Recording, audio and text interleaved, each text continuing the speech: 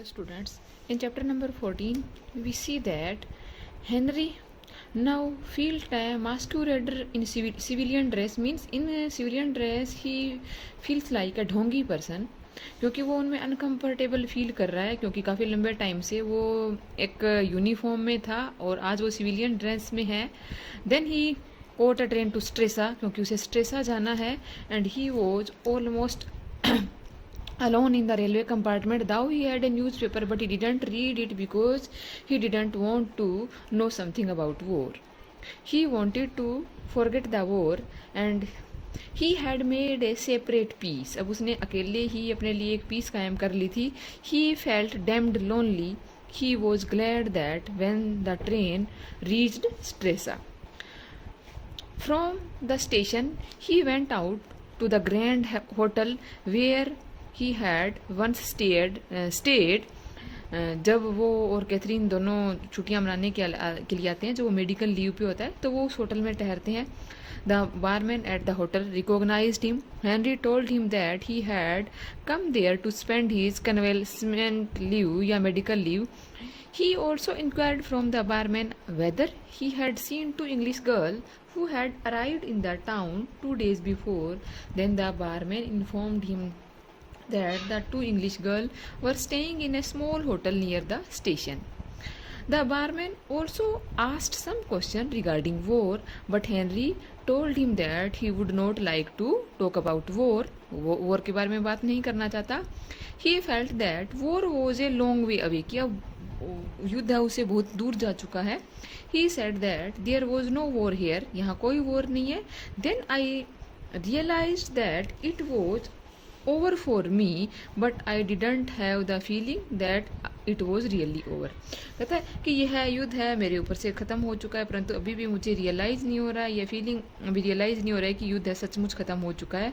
कहता है मुझे उस बॉय की तरह कोई भी फीलिंग नहीं है जो ये सोचता है कि जो उसने युद्ध में जो सर्टेन आवर्स उसने बिताए थे उसमें उसके साथ क्या घटित हुआ. कहता इन सब बातों में कोई इंटरेस्ट नहीं रखना चाहता. तो यहाँ जो भी बारमैन उससे अबाउट द वॉर जो क्वेश्चन करना चाहता है उन सब क्वेश्चंस को डिनाई कर देता है.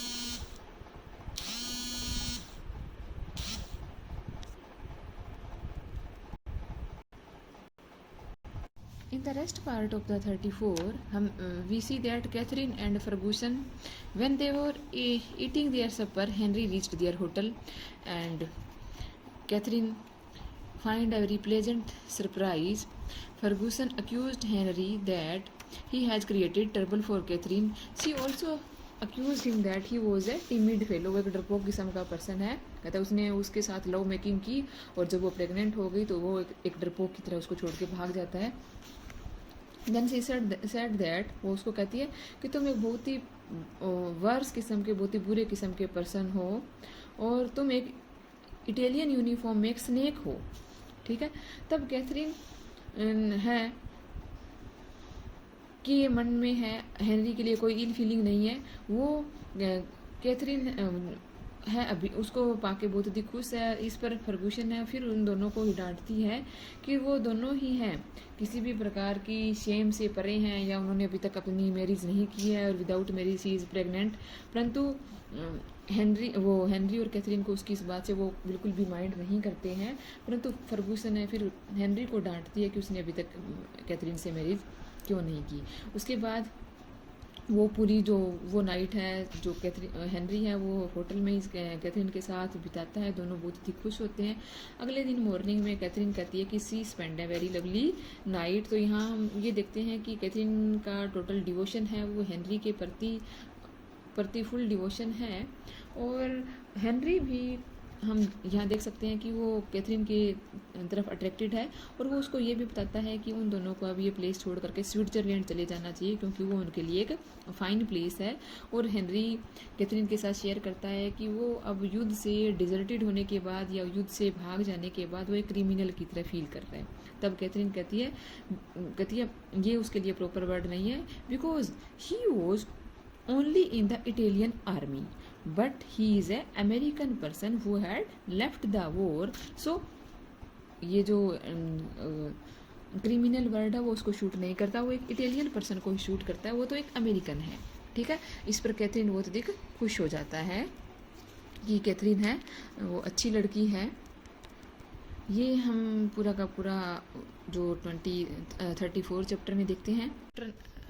35 हम देखते हैं कि कैथरीन है वापस अपने होटल में चली जाती है फर्गूसन से मिलने के लिए, और हेनरी है वो बार में बैठता है and reads the newspaper. The Italian army had not made a stand at Tagliamento, एक प्लेस का नाम है, and was falling back to a Piave, वो अब और भी पीछे हट चुकी है। द बारमैन है वो उसके पास आता है और उसको बताता है कि काउंट ग्रीफी नाम का एक पर्सन है जो 94 ईयर्स का एक ओल्ड पर्सन है, वो उससे मिलना चाहता है। और ये हेनरी है उससे पिछली बार जब वो विजिट करने आता है कैथरीन के साथ तो उससे मिलता है। Count Greffi diplomatic had done a diplomatic service in Austria and Italy, and his birthday parties were the great social event of Milan, and he was going to live of 100 years, so वो जो 100 साल जीना चाहता है। The बारमान उसको बताता है कि count ग्रीफिया वो उसके साथ बिलियर्ड्स खेलना चाहता है, वो उसका अच्छा प्लेयर है। Then barman suggest that Henry should accompany him on fishing trip and Henry agrees. They went to the lake and getting into a boat and try to catch fish, but they have not able to do it. Then they went to some cafe for a few drink and then they returned to hotel. जब वो hotel में आता है तो Catherine अभी तक वापस नहीं आई है। Henry lay down on the bed and try to avoid thinking, जो ज़्यादा वॉर के बारे में सोचना वो नहीं चाहता है। When Catherine comes back Henry feels all right, बिल्कुल ठीक फील करता है। She says that Ferguson would join them for lunch, कहती है वो लंच के टाइम ही आएगी। She notes that he must be feeling dull because he has nothing to do, वो बहुत परेशान है क्योंकि उसके पास करने के लिए कुछ नहीं है। Henry says that my life use to be full of everything but now you are not with me, I haven't nothing in the world, कहता है जब तुम मेरे साथ नहीं हो तो मेरे पास इस वर्ल्ड में कुछ भी नहीं है। Catherine says that he was Othello with his occupation gone, कहता है ये ओथेलो था जिसका सब कुछ व्यवसाय है खो चुका था। Henry replied that he can't be compare to Othello, उसको ओथेलो के साथ कंपेयर नहीं किया जा सकता, because he was a negro and besides he is not jealous like Othello, और दूसरी तरफ कहता है मैं ओथेलो की तरह जेलसी या ईर्ष्यालु भी फील नहीं कर रहा हूँ। Next, in chapter 35, we see that Henry and Catherine then go downstairs to have lunch with Ferguson, and Ferguson भी बहुत अधिक इम्प्रेस्ड होती है जब वो उस होटल, जो उस बिग होटल को देखती है, जो ग्रैंड होटल है उसके स्प्लेंडर को देखती है, तो वो एक अच्छा लंच करते हैं। और काउंट ग्रीफी है वो उसी डाइनिंग रूम में आता है और उनसे ग्रीटिंग करता है, and he was accompanied by his niece. Henry tells Catherine and Ferguson about Count Graffy, and Ferguson was very impressed with this. In the afternoon, the waiter comes to ask Henry if he would play billiards with Count Graffy. Henry goes to billiard room. Count Graffy and Henry Count Graffy feels very happy to meet Henry. They start playing and during the game they talk of various matters. Then Count है जो ग्रीफी है वो Henry से news war के बारे में पूछता है, तो हेनरी कहता है वो इस सब्जेक्ट पे बात नहीं करना चाहता। तो वो हेनरी से कहता है कि वो क्या पढ़ रहा था, तो हेनरी उसको एक बुक का नेम मेंशन कर देता है जो वो हॉस्पिटल में था उस टाइम उसने पढ़ी हुई है, जिसका नाम है मिस्टर ब्रिटलिंग सीज थ्रू इट। तब काउंट ग्रीफी कहता है क्या वो सऊल में बिलीव करता है, हेनरी कहता है कि वो इस बारे में कुछ कह नहीं सकता। The count says that he had thought that he would become more religious, कहता है क्या उसने कभी सोचा था कि वो बहुत ज़्यादा रिलीजियस हो जाएगा जैसे जैसे वो बूढ़ा होता जाएगा। But his hope had not materialised, परंतु कहता है उसकी होप आशाएं हैं अभी भी मटीरियलाइज्ड नहीं थी। He also says that it was wrong to think that a man became wiser, कहता है ये गलत है सोचना कि जैसे जैसे आदमी बूढ़ा होता जाता है वो बुद्धिमान होता जाता है। People do not grow wiser with old age, कहता है ऐसा वो बुद्धिमान नहीं होते। The only became more careful, केवल कहता है बहुत ज़्यादा केयरफुल हो जाते हैं। The count ask what Henry really thought about war, दोबारा से वो पूछता है। Henry says that Italy would win as it was a younger nation.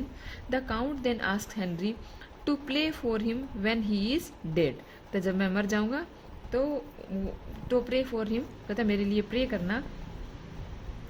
Henry says that it was only at night that he had any religious feeling. The count remarks that Henry was in love and that love itself was a religious feeling. कहता है वो love करता है और love ही एक ऐसी चीज़ है जो हमें रिलीजियस फीलिंग देती है।